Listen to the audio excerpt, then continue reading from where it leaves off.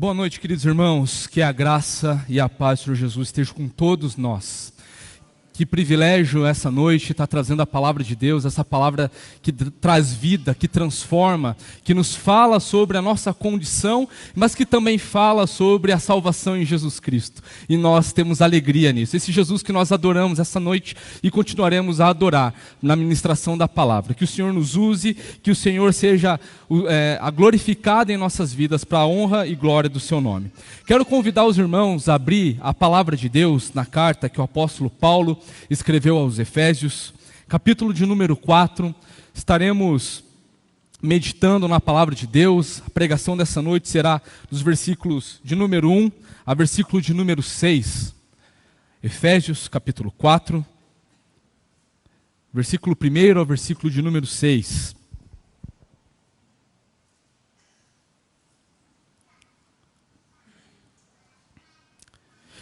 E diz assim a palavra de Deus: Por isso eu, o prisioneiro do Senhor, peço que vocês vivam de maneira digna da vocação a que foram chamados, com toda a humildade e mansidão, com longanimidade, suportando uns aos outros em amor, fazendo tudo para preservar a unidade do Espírito no vínculo da paz. Há somente um corpo e um só Espírito, como também é uma só a esperança para a qual vocês foram chamados. Há um só Senhor, uma só fé, um só batismo, um só Deus e Pai de todos, o qual é sobre todos, age por meio de todos e está em todos. Oremos. Bondoso e querido Deus, lemos a sua palavra inspirada e inerrante. Pedimos a sua graça e a sua misericórdia para essa noite sermos confrontados por ela, a fim de que sejamos parecidos com Cristo, a fim de que não pratiquemos os mesmos pecados, mas para que a nossa vida seja cada vez mais santificada no seu poder. Usa-me, Senhor, essa noite, tem misericórdia de mim, que estarei sendo seu instrumento aqui para trazer uma mensagem de vida eterna que somente o Senhor pode trazer. Cuida de nós e que saiamos daqui essa noite, te amando mais do que da forma como entramos aqui. Te louvamos em teu nome, Jesus. Amém. Eu quero saber se você já teve um quebra-cabeça quando você era criança, ou para vocês que são pais que têm quebra-cabeça dos seus filhos. Talvez uma das grandes frustrações de ter um quebra-cabeça seja esse quebra-cabeça com 100 peças, com 200, 500, 1.000, 5.000 peças. É você desempenhar um grande trabalho para montá-lo e no final está faltando aquela que faz com que aquela unidade toda aquele quebra-cabeça, aquela paisagem fique incompleta e pareça que não serviu para nada. Aquela peça que te frustra porque você não sabe como que perdeu, o que aconteceu, se foi um erro do fabricante, ou se você por algum descuido estivesse ali não sabendo o que fazer, o que aconteceu. E você sabe que você desempenhou tempo para montar aquele quebra-cabeça. De forma semelhante, meus irmãos, a igreja ela é uma unidade.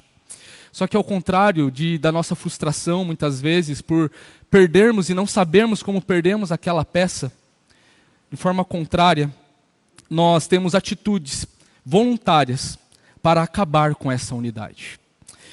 Por que insistimos tantas vezes em não fazer de tudo pela unidade da igreja? Porque nós achamos que se não deu certo o nosso relacionamento, nós podemos nos dividir, cada um indo para o seu lado. Dessa forma, os ímpios, eles falam sobre o casamento, não deu certo, separa. A igreja de Jesus, ela não é uma igreja que se vangloria. A igreja de Jesus é uma igreja chamada para andar na humildade do Senhor, para andar na unidade que somente Cristo pode nos dar. Não faz parte do nosso caráter, povo de Deus, reafirmarmos a nossa personalidade. Nós agimos de tal forma porque o nosso irmão, ou o nosso filho, ou o nosso cônjuge nos tratou dessa forma e por isso nós devemos agir dessa forma. Foi só uma troca. Não faz parte do caráter da igreja exercer justiça própria. Sim, eu confesso que eu pequei, mas eu fiz isso por uma causa justa. Não é isso que nós aprendemos na Escritura. Não é dessa forma que nós aprendemos a andar como povo de Deus, em unidade. Por isso, ser igreja é viver e entender que em Deus somos chamados para o exercício da unidade em piedade, uns para com os outros. O apóstolo Paulo aqui, escrevendo a carta aos crentes em Éfeso, ele está preso, ele está na sua primeira prisão em Roma. E ele se dedica nos 3 primeiros capítulos aqui da carta de Efésios em falar sobre questões doutrinárias, em falar sobre a igreja ser uma igreja gloriosa e que essa glória, ela antecede até mesmo a fundação do mundo, de que Deus, ele ama a igreja e predestinou a igreja para que andasse nos caminhos do Senhor desde sempre. E dessa forma enviou Cristo, enviou seu Filho, que faz convergir nele todas as coisas. Também fala sobre como Jesus, ele nos salva, e como esse processo, esse mecanismo da salvação, que é por base, pelo meio da graça de Deus, que atua em nossas vidas, acontece.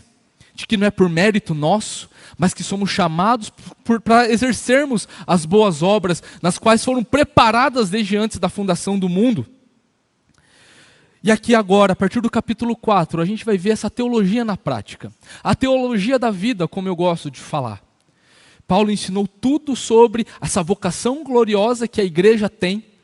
E aqui agora, Paulo vai falar até o capítulo 6, de como a igreja deve andar em piedade. Qual que deve ser a postura da igreja. A conduta da igreja, ela tem origem na doutrina. E a resposta da igreja, por saber que nós somos salvos pela graça, é que deve ser uma postura de gratidão, em viver tudo para a glória de Jesus, de viver por tudo o que Jesus fez como forma de gratidão pela salvação, por tudo que Jesus é em nós. O nosso andar, ele precisa refletir agora, salvos pela graça, a vida de Deus. Nos capítulos de 1 a 3, somos chamados, somos denominados essa nova sociedade em Cristo, na qual é um privilégio vivermos, é um privilégio ser igreja. Mas agora, dos capítulos de 4 a 6, nós vamos saber quais são esses novos padrões dessa nova sociedade, ou seja, quais são os deveres da igreja, privilégios da igreja, deveres da igreja. Isso é, a igreja é o espelho do caráter, da graça e da glória de Deus no mundo. Não se pode ser igreja de qualquer jeito. Não se pode ser igreja da forma como pensamos ou idealizamos. A igreja é da forma como Cristo diz que ela deve ser. E a gente vai ver aqui nessa exposição essa noite, de como essa unidade ela é firmada na pessoa, no ser de Deus, e de como isso reflete em nós. Por isso, a igreja é um povo do qual, como a gente aprende nos primeiros 3 capítulos, é um povo do qual nós antes não fazíamos parte. Mas se nós fazemos parte, é por causa de Jesus, que fez tudo por nós e por meio de nós. Por isso, o primeiro grande dever que nós vamos ver essa noite, que eu quero dedicar aqui o tempo de meditação, que é o capítulo 4, do versículos de 1 a 6, é como devemos andar nesta unidade. Não estamos falando de uma unidade que tenha um fim nela mesma, mas de uma unidade que tem o propósito de ser uma bênção, onde os membros desse corpo glorioso que é a igreja precisam ser bênçãos uns para com os outros, de modo que a igreja ela possa ser edificada e, consequentemente, ser uma bênção no mundo. Por isso, em primeiro lugar, a unidade em piedade é a maneira digna da nossa vocação. No primeiro versículo aqui nós vemos que o apóstolo Paulo nos exorta a andar de forma digna da vocação da qual nós fomos chamados. E o que o apóstolo Paulo está querendo dizer aqui com forma digna? Essa palavra, ela traz a ideia de que nós precisamos colocar numa balança em equilíbrio entre a vida de Deus e a nossa vida. Diz respeito muito mais do que somos, do que fazemos em primeiro lugar. Diz respeito à forma como Deus quer que vivamos. Quer ser firmes num só espírito, firmes nesse espírito como uma só alma, lutando juntos pela fé no Evangelho. Como nós encontramos lá em Filipenses capítulo 1, versículo 27. Paulo ele se refere a uma vocação que ele já mencionou no capítulo 1, no versículo 18. Para que saibam qual é a esperança da vocação de vocês, qual é a riqueza da glória da sua herança nos santos. Essa vocação que diz respeito à salvação e ao processo da salvação, que não se limita àquilo que nós podemos fazer, mas naquilo que Jesus diz quem somos. Por ser igreja, o povo de Deus, ela é santa e precisa espelhar esse caráter, porque o nosso Senhor é santo, a igreja precisa ser santa. Por isso é o nosso dever viver em santificação diária. Isso é viver de uma forma digna a esta vocação. E quando o apóstolo Paulo vai trabalhar aqui o tema da unidade, ele vai estar deixando muito claro que essa forma digna não resulta numa uniformidade de ideias. Não, mas se trata de uma unidade. Existe uma diferença entre aquilo que é uniforme e aquilo que é unido. A uniformidade, ela diz respeito a partes que são idênticas ou muito parecidas na sua forma, na sua aparência, na sua qualidade, e que depende de forças exteriores, mas que não diz respeito a pessoas que estão juntas, que necessariamente se gostam, ou que querem conviver juntas. Não é isso que a palavra de Deus nos ensina sobre quando ela fala sobre unidade. Ela não está falando sobre uniformidade. Mas, por outro lado, a unidade é um estado de ser um, completo, indivisível, havendo coesão, mesmo havendo diferenças, existe algo em comum, algo que proporciona esta unidade. E o que a palavra de Deus nos fala é que essa unidade, ela procede de algo que Deus ele faz no nosso interior, que são pessoas que se amam e que expressam de uma forma visível esta unidade. Ambas são importantes, claro, a uniformidade é importante, mas nunca a uniformidade vai estar acima da unidade. Muito pelo contrário, é a unidade que sujeita as coisas, outras coisas em comum do nosso dia a dia, da nossa fé, que o apóstolo Paulo vai ali categorizar daqui a pouco. E para preservar esta unidade, é necessário que os membros dessa unidade exerçam alguns requisitos importantíssimos. E é por isso que nós, em segundo lugar, devemos ter esses requisitos. Os requisitos para o exercício dessa unidade em piedade. Percebam que no versículo 1, o apóstolo Paulo, ele se apresenta, ele já se pronunciou várias vezes dessa forma. No versículo 1 ainda, o apóstolo Paulo, ele se coloca a sua identidade como o prisioneiro de Cristo. O apóstolo Paulo, preso em Roma, utiliza da sua condição para falar de quem de fato ele é prisioneiro. Ele não é o prisioneiro do imperador romano, ele não é prisioneiro das algemas que estão ali lhe prendendo, ele não é prisioneiro dos guardas que toda hora estão fazendo rodízio para vigiá-lo. O apóstolo Paulo, ele é prisioneiro no Senhor. Ele é prisioneiro no Senhor. Paulo, ele não vê valor de outra coisa ou de outra qualidade que ele possa colocar, a não ser esta, prisioneiro no Senhor. Estamos falando do apóstolo Paulo, aquele fariseu, aquele homem eloquente, judeu de judeus. Estamos falando de um homem que recebeu ali o apostolado, o dom do apostolado do próprio Jesus Cristo. E ele enxerga aquilo como mais relevante, que sintetiza tudo que Jesus fez na sua vida, o denominando como prisioneiro no Senhor. Aqueles que estão presos em Jesus, como o apóstolo Paulo aqui, ele relembra, e isso deixa muito claro a mente dos crentes em Éfeso, é que aqueles que estão presos em Jesus, jamais estarão sem Jesus. Ontem, na abertura da nossa UPA, a Bia trouxe uma devocional no Salmo 139. E lá no Salmo 139 fala, se eu subir aos céus, lá o Senhor está. Se eu fizer a minha cama no mais profundo abismo, lá também o Senhor estará. E nós podemos ter essa certeza de que, porque a obra de Deus em nossas vidas é tão profunda, que de forma alguma nós podemos perder as bênçãos e a vida em Jesus em nós. Isso é o grande motivo da nossa unidade, para que vivamos sempre em unidade.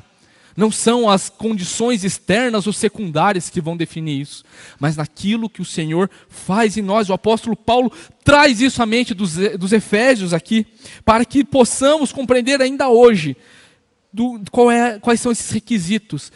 Primeiro, entender que nós somos prisioneiros no Senhor. Nós dependemos exclusivamente no Senhor. Não é pelas nossas obras, não é porque nós possamos fazer alguma coisa, algum tipo de mérito em nós, mas porque nós somos prisioneiros em Cristo. Nós somos comprados por Cristo e para Cristo, para que vivamos de uma vida digna segundo a nossa vocação. E o apóstolo Paulo ainda coloca outras características, características dos quais são membros dessa unidade. A primeira característica que o apóstolo Paulo traz aqui é a humildade. E é interessante que a palavra humildade aqui, ela não é uma palavra usada no seu texto original, como comumente a palavra humildade é trazida aqui. Ela é a junção de duas palavras. Ela é a junção da palavra humildade, no sentido mais puro do termo grego ali, mas ela é junta aqui com a forma, o modo de pensar de si. É a mesma expressão que encontramos em Filipenses 2, sobre quando os filipenses foram encorajados a terem o mesmo modo de pensar que Cristo, que sendo Deus, não se viu como ser igual a Deus, antes esvaziou-se a si mesmo, tomando a forma de servo. Essa forma de Cristo, a forma de pensar de Cristo, é que o apóstolo Paulo está trazendo aqui também aos Efésios. Uma humildade juntada, fundida com como isso deve ser pensado de si mesmo. E o sentido disso é não apenas ser uma pessoa humilde, que tem uma boa postura, e que graças a Deus, glórias a Deus. É isso tudo também. Mas diz respeito muito mais em saber o que fazer, querer fazer e fazer. Isso não diz respeito apenas, eu sei o que fazer, mas não quero fazer. Eu sei o que fazer, eu quero fazer, mas não vou fazer. Isso diz respeito em saber o que fazer, querer fazer e fazer, mesmo que isso custe a nossa humilhação. Mesmo que isso custe a nossa vergonha, por amor aos nossos irmãos. Porque essa é a forma de pensar de Cristo. Essa é a forma como Jesus pensa. E nós precisamos, a todo custo, pensar, saber e querer fazer, e fazer de fato tudo por causa do amor que nós temos para com os nossos irmãos. No contexto romano, onde o apóstolo Paulo está, a humildade ela não era vista como uma virtude. Os cristãos na época foram seus primeiros precursores diante daquele contexto onde a humildade era vista como algo ruim. E a humildade aqui não é um sentido de comiseração, mas fala sobre a nossa renúncia de interesses pessoais. Vejam, o apóstolo Paulo está ensinando que a vocação da igreja é gloriosa. E aqui, de um modo muito natural, poderíamos pensar que isso seria um motivo para que sejamos orgulhosos. Mas não. A nossa imitação está na pessoa de Jesus Cristo. A humildade, ela é a renúncia dos nossos interesses pessoais. E isso proporciona a nossa santidade, não é verdade? Quantas vezes nós somos desafiados a abrir mão dos nossos direitos para que sejamos cada vez mais parecidos com Deus. Sermos santos porque Ele é santo. Quantas vezes nós somos desafiados a não exercermos a nossa justiça própria, que só nos leva para a corrupção, como lemos no texto de Jeremias aqui hoje, quão desesperado é o coração humano pela corrupção, para que tenhamos e vivamos a oportunidade de viver perto de Jesus Cristo, na sua imitação. O arrogante, ele não quer saber dos outros. O arrogante, ele se acha superior. E isso não expressa em nada o caráter de Jesus. O humilde, aquele que pensa de si mesmo e sabe o que fazer, quer fazer e faz, é alguém que primeiro pensa em Jesus, pensa no seu próximo e depois pensa em si mesmo. Precisamos ter essa postura. Outra característica que o apóstolo Paulo coloca aqui é a mansidão. O irado, ele não sabe administrar essa unidade. O irado, quando ele age com a sua ira, com seu senso de justiça própria, ele fecha os corações. E eu tenho certeza que muitos irmãos aqui que passaram anos na vida da igreja já presenciaram momentos como esse. Eu já presenciei. Talvez já tenha até sido o agente do fechar de coração de alguns irmãos. Mas não é essa a nossa postura como filhos amados de Deus. O irado é aquele que, o sentido aqui, melhor dizendo, o manso, é aquele que exerce a sua suavidade, cuja força está sob controle. ele exerce, o manso exerce um caráter de Deus, onde Deus, ele, a todo momento, a gente vê isso ao longo das Escrituras, adia o exercer da sua ira. Vemos no Senhor este lidar, e até mesmo vendo a sua ira sendo depositada no seu Filho, na plenitude do tempo, sendo depositada em alguém que não merecia, e não sendo depositada em nós, transgressores da lei de Deus, imorais, feiticeiros, adúlteros, idólatras. Isso tudo sendo colocado, depositado em seu Filho. E com isso, nós aprendemos então a viver um equilíbrio na pessoa de Jesus Cristo, onde a ira precisa ser depositada nos nossos próprios pecados, mas que quando nós vemos o nosso próximo pecando, nós devemos ser mansos, o exortando com todo o amor, toda a piedade, toda a mansidão, exercendo o caráter de Cristo no nosso procedimento. Uma pessoa mansa, ele abre mão dos seus direitos, e com isso ele também abre corações para que, vendo o testemunho de Cristo, elas também sejam alvo cada vez mais transbordante desse amor de Cristo. Uma pessoa mansa, ela controla o seu temperamento, ela controla os seus impulsos, a sua língua, os seus desejos.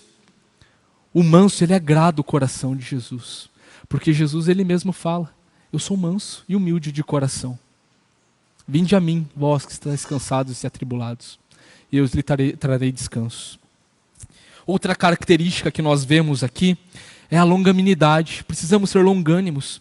Ser longânimos é ter longo ânimo.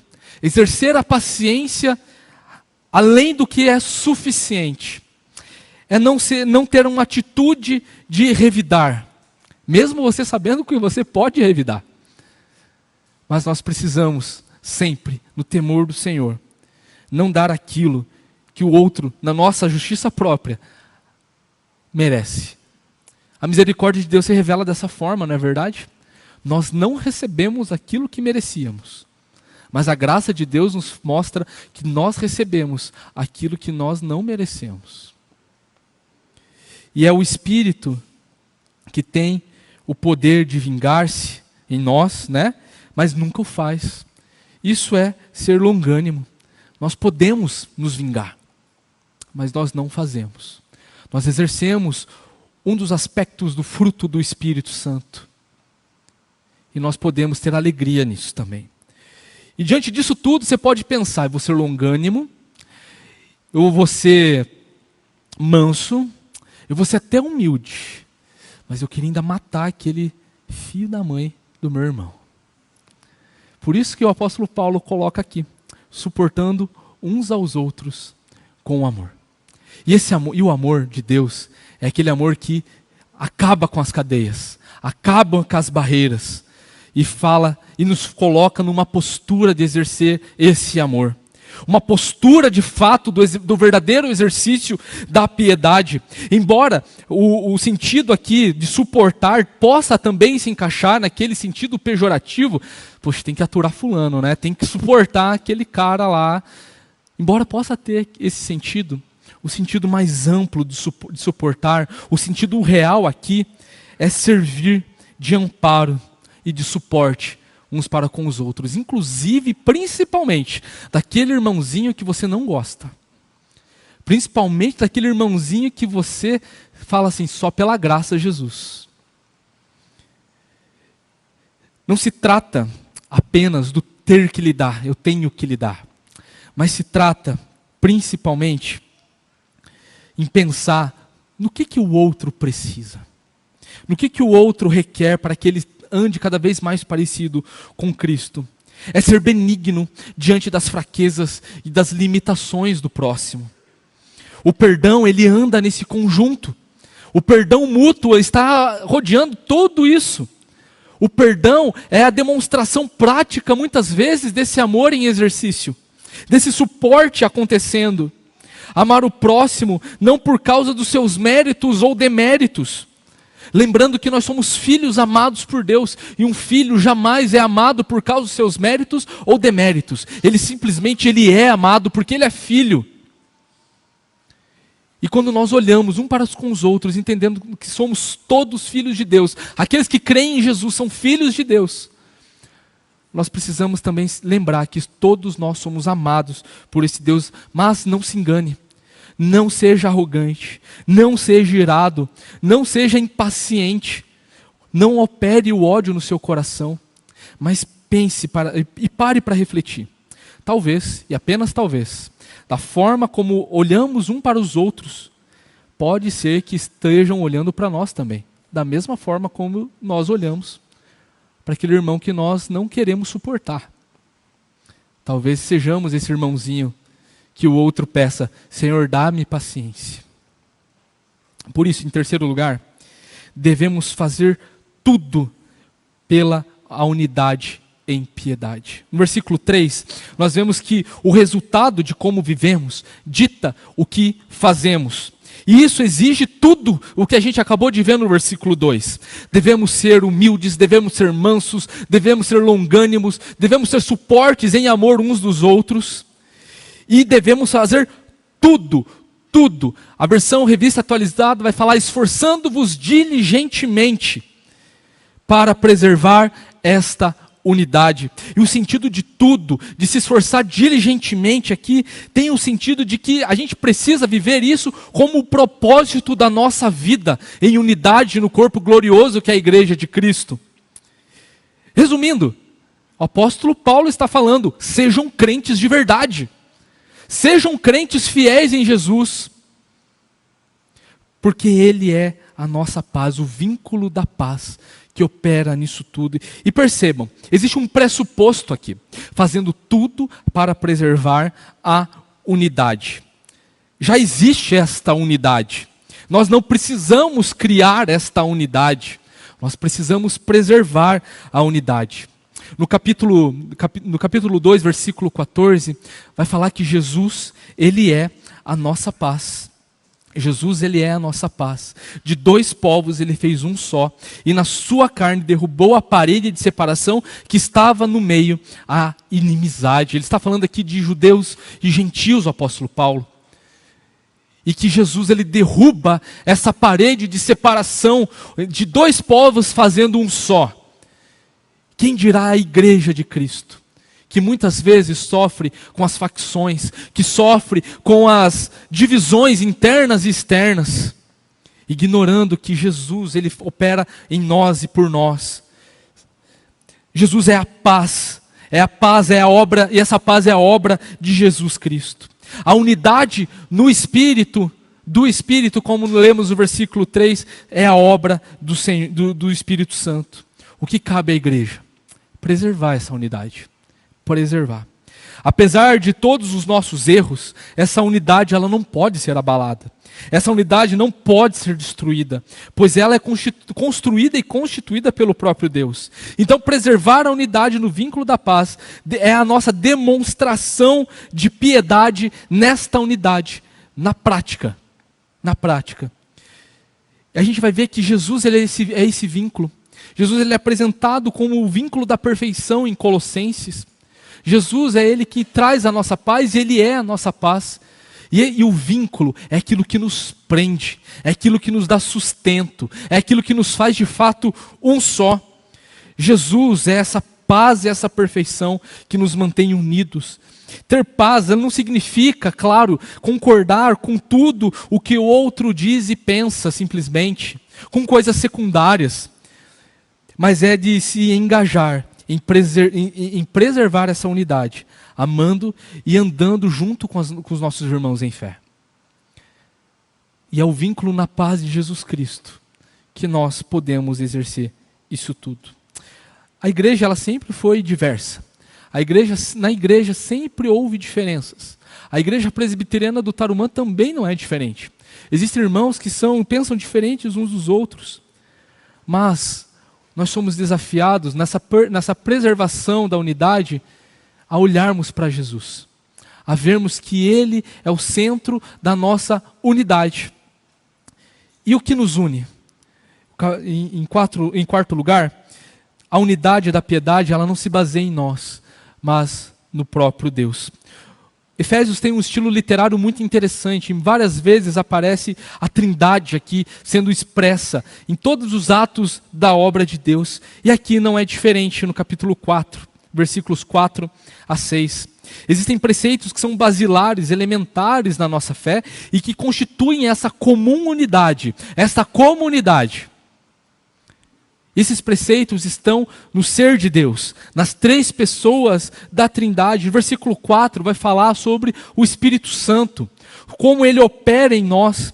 Fala sobre sermos cheios do Espírito Santo e que se somos cheios do Espírito Santo, entendemos que somos um só corpo e que nós vivemos por uma só esperança. E essa esperança é firmada em Jesus. Existe aqui essa comparação entre corpo e espírito, onde o ser humano, o indivíduo, ele tem o seu corpo, mas que também seu espírito. De semelhante forma, existe um corpo e existe um espírito. A igreja e o Espírito de Deus, o Espírito Santo que habita na unidade da igreja. É o Espírito Santo que agrega pecadores nesta unidade, que é o corpo de Cristo. Mas também é o Espírito Santo que nos sustenta nessa esperança na qual nós fomos chamados.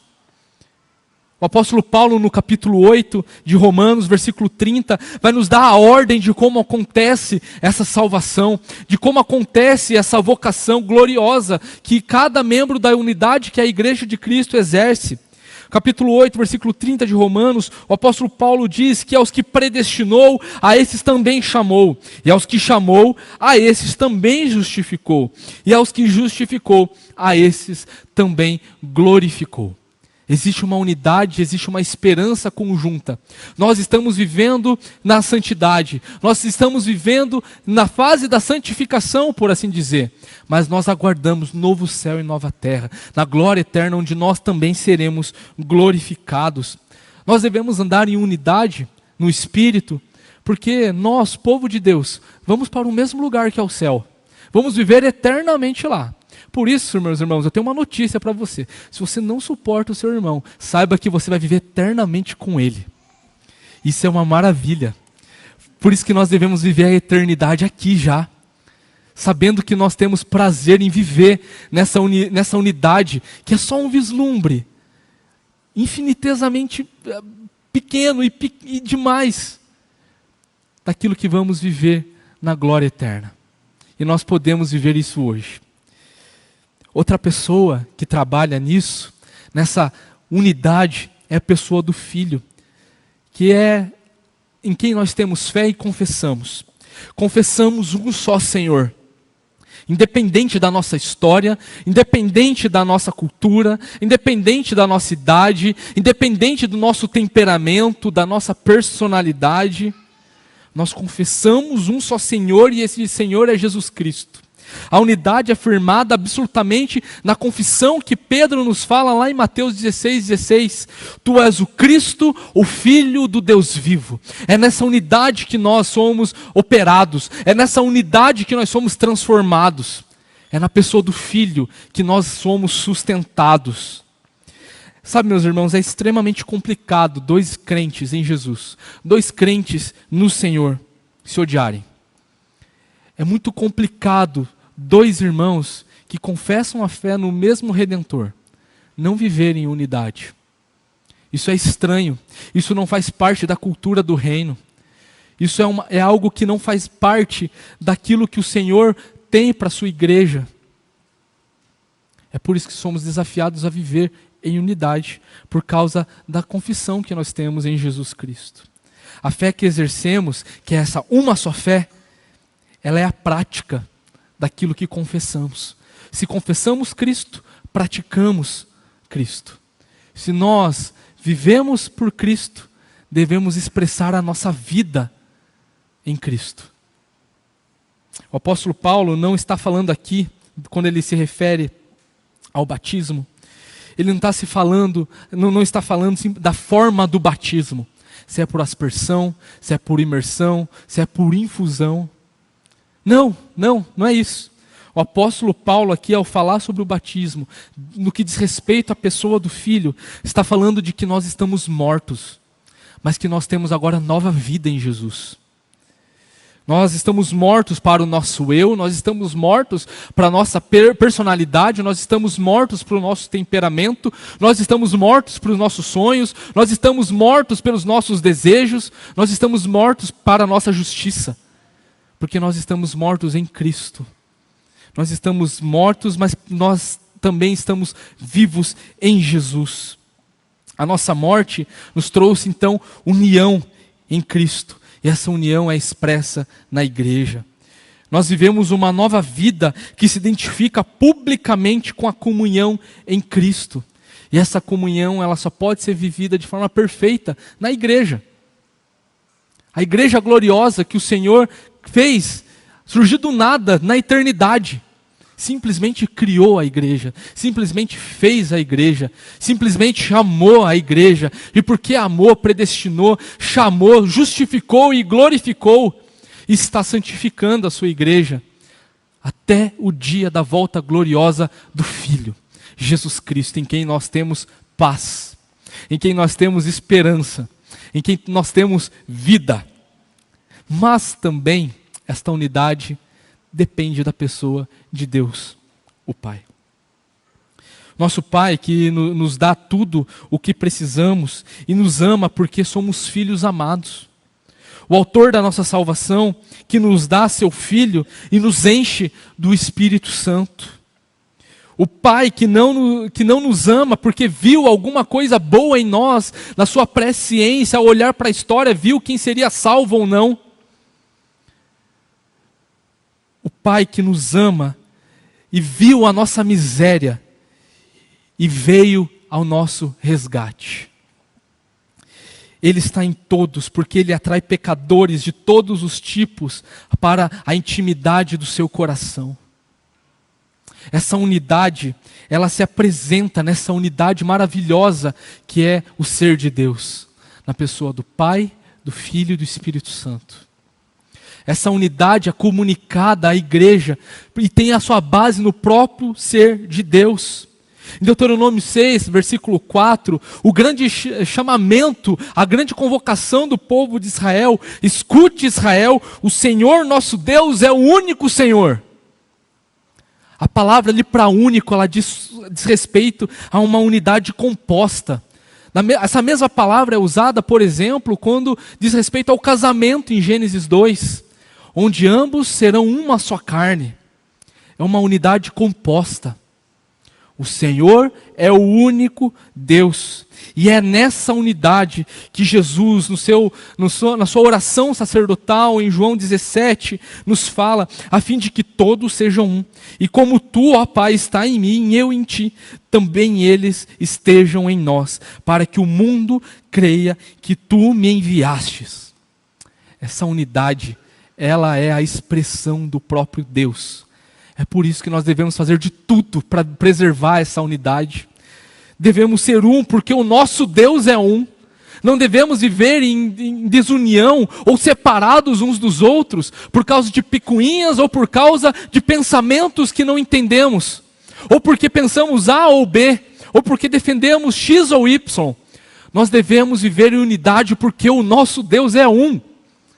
E nós só podemos viver nisso se nós conhecemos de fato e temos relacionamento com esse Deus que em si existe relacionamento. Que Deus em si existe comum unidade. Você consegue imaginar Deus Pai, Deus Filho, Deus Espírito Santo brigando entre eles e se dividindo? Não, isso não existe. O nosso Deus é o único Deus. É o único Senhor. Concluindo, meus irmãos. Você quer mais algum outro motivo de exercitar, de se esforçar piedosamente para manter essa unidade? Além do próprio ser e do caráter de Deus? Você precisa de mais algum motivo? O Deus que atua em nós é o maior motivo para vivermos nesta unidade. Para vivermos unidos, precisamos então exercer tudo aquilo que a gente viu no versículo 2. Para vivermos unidos, precisamos ser humildes, mansos, longânimos, suportar mutuamente uns aos outros em amor. Deus age por meio de nós, inclusive daqueles que nos provocam a ira. inclusive daquele irmão que nós não gostamos. Deus está edificando a sua igreja através de pecadores. Através de pecadores que foram alcançados pela graça e que exercem a mesma fé em Jesus Cristo. E que são chamados para exercer então boas obras. Estamos sendo forjados por Deus nesse mecanismo glorioso que é a igreja. Estamos sendo edificados pelo Senhor, pessoalmente pelo Senhor. Somos diversos, com certeza, mas somos um. E para sempre seremos um. Porque Deus está em nós. Deus atua por meio de nós. Deus está conosco. E devemos fazer de tudo para preservar esta unidade. Mas existem também, meus irmãos, aqueles que ainda não sabem que precisam dessa unidade. Isso é um fato. Aqueles que não vivem nessa unidade estão tristes. Estão vivendo na sua ira. Estão vivendo na sua impaciência. Estão vivendo no seu orgulho. Estão vivendo no seu ódio. Estes, meus irmãos, nós, Igreja Gloriosa de Cristo, precisamos ser os agentes de Deus para chamar estes que ainda precisam ouvir a vocação do Evangelho. Para que vivam também de forma digna. Que Deus nos use cada vez mais. Que o Senhor, que é a nossa paz, seja também suficiente e extravagante para que outros venham participar dessa unidade junto conosco, através da proclamação do Evangelho, através da proclamação da glória de Deus no mundo. E nós podemos viver isso hoje com extrema piedade aqui na igreja. E eu não falo da igreja, desse prédio, mas da igreja gloriosa de Deus, amada desde antes da fundação do mundo, predestinada para fazer a obra de Deus aqui. Cabe a nós preservar essa unidade. Não sejamos arrogantes, não sejamos prepotentes, não sejamos pessoas que odeiam o nosso próximo, porque isso não faz parte do caráter do reino de Deus. Que Deus assim nos abençoe. Vamos orar? Bondoso e querido Deus, a Ti seja a honra, a Ti seja a glória. Te louvamos, Deus, porque temos a nossa vida firmada no Senhor e pedimos, Deus, a Sua misericórdia essa noite. Porque pode ser, Deus, que o nosso coração esteja em rebelião contra alguns irmãos. Que sejamos, Pai, Seus agentes de paz, Seus agentes de reconciliação. Que sejamos, Pai, agentes do Seu amor nesse mundo. Que nós amemos o nosso próximo e principalmente os nossos irmãos, da mesma forma como o Senhor nos ama. Não permita, Deus, que sejamos arrogantes, orgulhosos, impacientes, Pai, irados. Mas nos dá um coração igual ao Teu, Jesus. Um coração manso e humilde. Um coração que expressa o ser de Deus em nós. Que nós tenhamos a compreensão de que a igreja, esse povo que vive numa comum unidade, entenda que essa unidade não está nos nossos pensamentos, naquilo que idealizamos ou queremos, mas está no Senhor, está no ser de Deus. Permita, Senhor, que nós sejamos sensíveis ao Espírito Santo, de viver de uma forma piedosa, de uma forma que demonstre que o nosso maior anseio seja viver nessa unidade. E que por conta disso também, inconformados, chamemos outros a viver nessa unidade. Pessoas que precisam do Seu amor, Jesus. Cuide de nós. Te louvamos, Deus. Que o Senhor continue a nos abençoar, Pai. E que sejamos agentes do Seu amor por onde quer que passamos. Em casa, no trabalho, na escola, na faculdade, na rua, Pai. Em qualquer lugar, que sejamos os Seus agentes, para a honra e glória do Seu nome. Te louvamos, e no Seu nome, Jesus, que nós oramos, agradecemos. Amém. Pastor Patrick. Amém. Irmãos queridos, agora que o culto se encerra, eu queria te convidar, se você pode, para ficar um pouquinho de pé.